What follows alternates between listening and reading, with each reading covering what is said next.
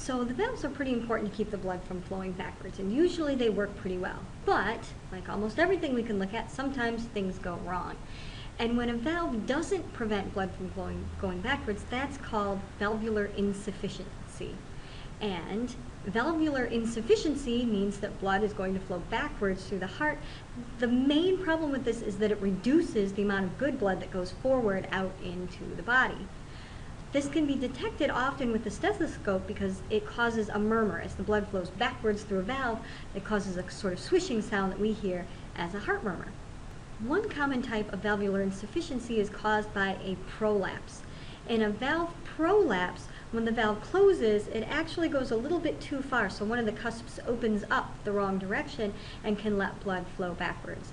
And the mitral valve is a very common location for a prolapse. So a lot of people have some amount of mitral valve prolapse, where the cusps of this valve swing upward into the atrium and let blood go backwards when the heart contracts.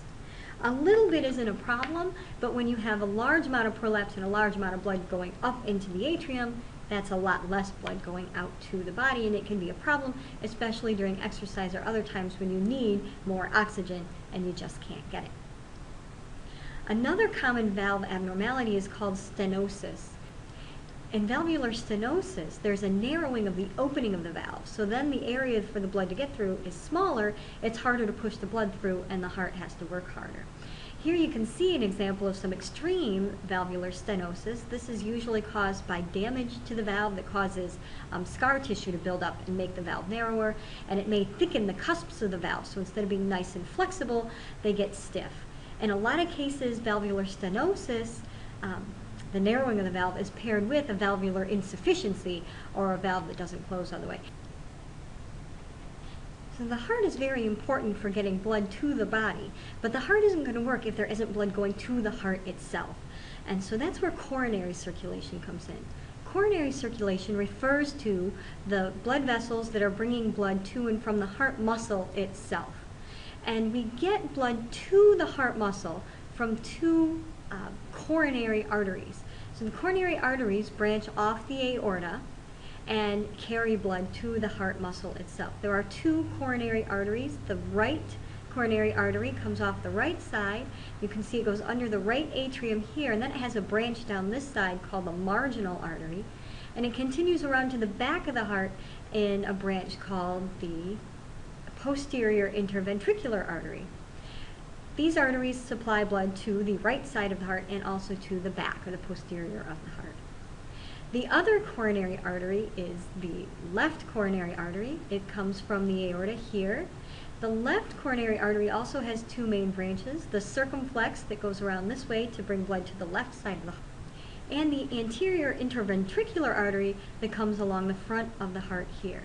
Here's the anterior ventricular artery. It's sometimes called the left anterior descending artery as well. This is an important artery because it's often found to be blocked in cases of heart attacks.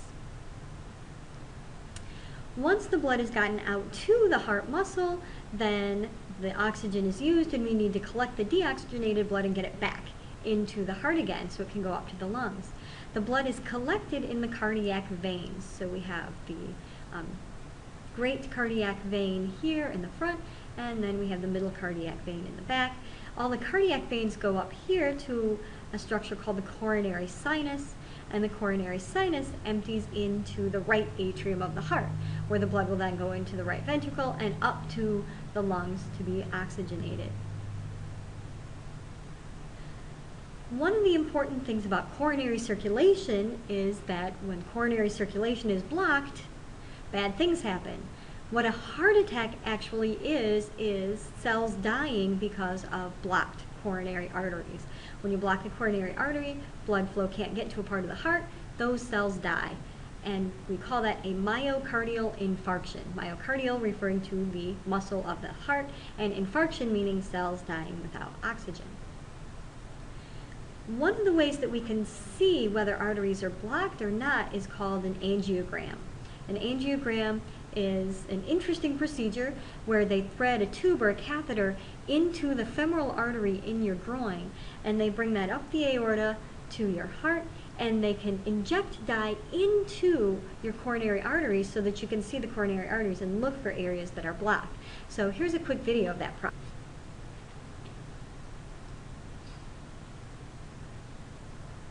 So here you can see the catheter, and then it releases the dye, and you can actually see the coronary arteries.